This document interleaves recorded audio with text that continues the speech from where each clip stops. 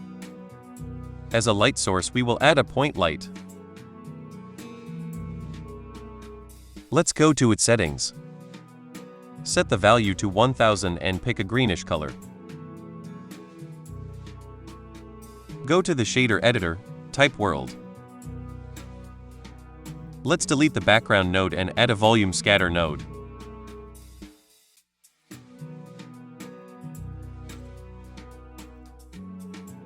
Select the camera and set the value to 0 to return it to the 0 point.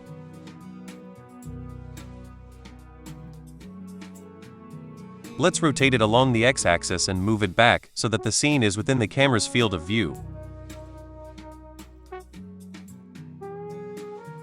Switch to the camera view. We will set the density parameter to 0.025. Let's go to the render settings. Switch to cycles, GPU compute, reduce the number of samples. Turn on denoise for a smoother result in the viewport.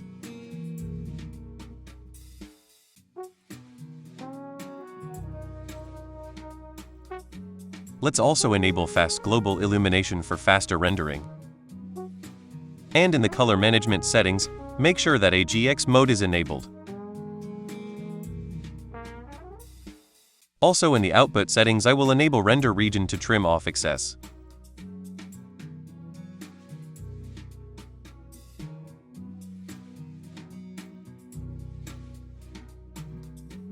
I'll move the camera so that the light is in the corner.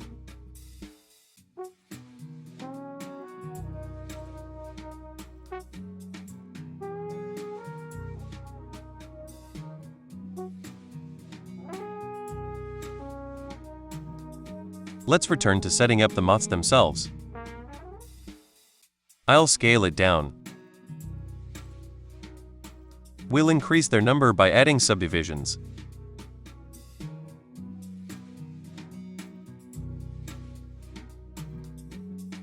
And for more precise control, we can add a random value node in Boolean mode. And using the probability slider, we can control the number of moths in the scene. I am satisfied with this result.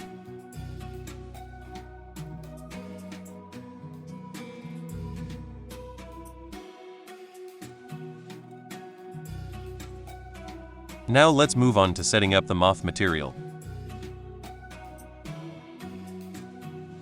First, let's add thickness using the solidify modifier. As we see, no changes occurred. To make the modifier take effect, we need to add a realize instance node. Now we see that the thickness has appeared. Let's reduce this parameter to 0.001 to get a barely noticeable wings thickness.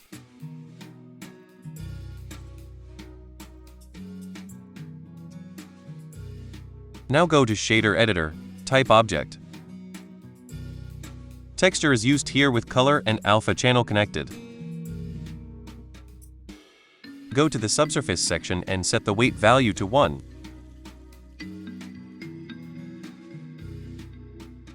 And also set the radius to 3.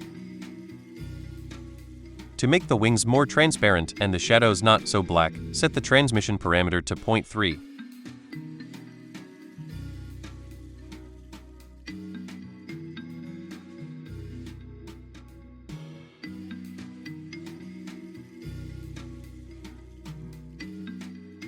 To preserve the details on the wings, we add a mix color node and a color ramp node.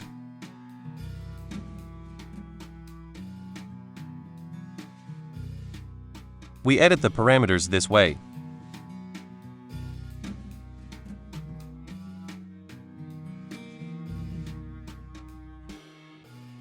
Increase the factor and set the mode to multiply.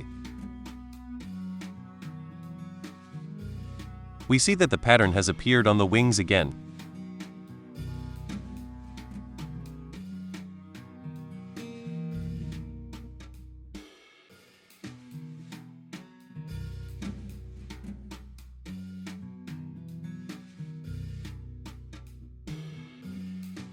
Let's also check motion blur and set the shutter parameter to 0.1.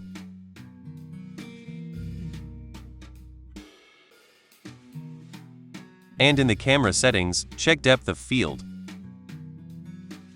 As the focal object, we will choose the light source in the center of the scene.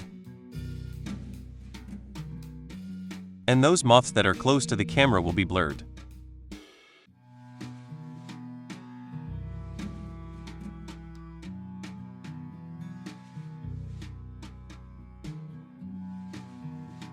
The strength of the blur can be adjusted with the f-stop value. The animation is ready. Like, subscribe, and see you in new tutorials.